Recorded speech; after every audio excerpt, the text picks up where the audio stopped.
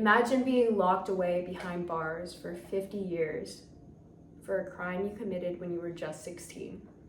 Having to spend your entire adult life being educated by only the inmates around you and being released to only see gray hair on your head. Though this is not the story for all elderly in the prison system, it holds true for one too many.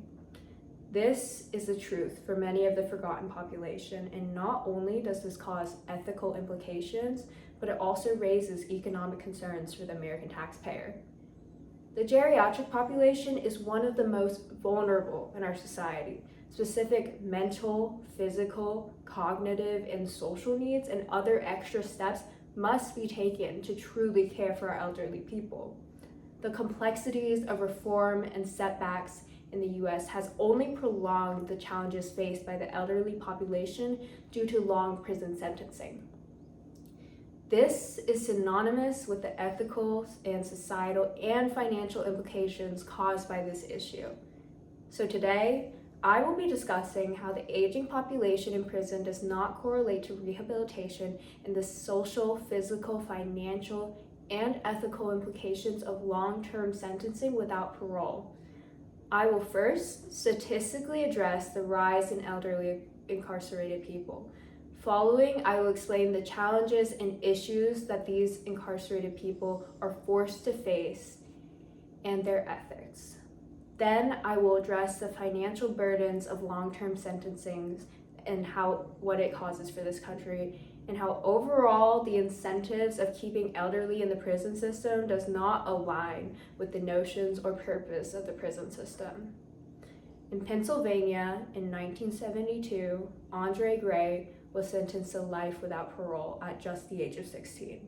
He spent the vast majority of his life behind bars, and after over 50 years of being imprisoned, he was released in 2022 over a Supreme Court ruling.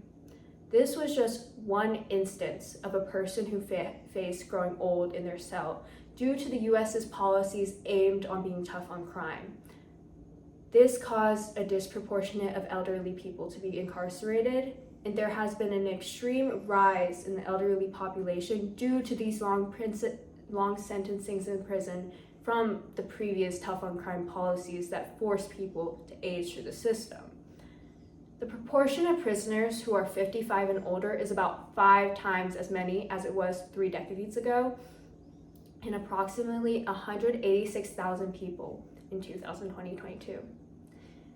This means that the elderly prison population is higher than any other time it has been in history, so the current prisons are not equipped to take care of this population.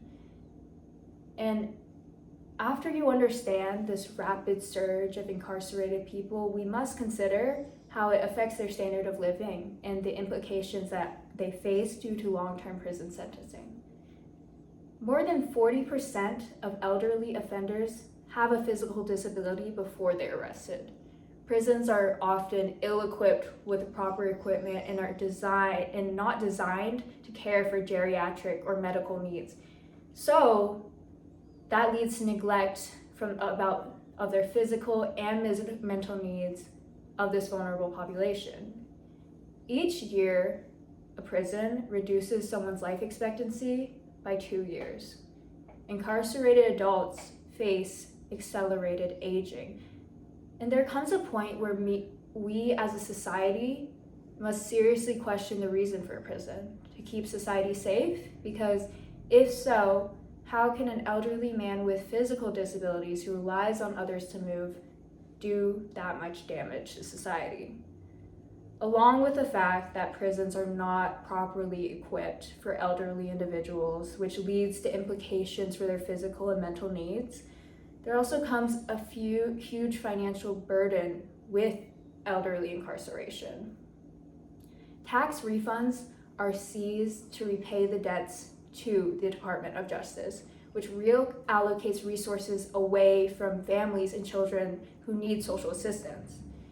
It's very expensive to keep someone in prison, especially an elderly individual with different medical needs. Taxes paid by the American people are just used towards the Department of Justice. sending a rippling effect throughout communities to underserved communities and further continuing the cycle of poverty. Above $80 billion is spent each year at a correctional facility for imprisonment.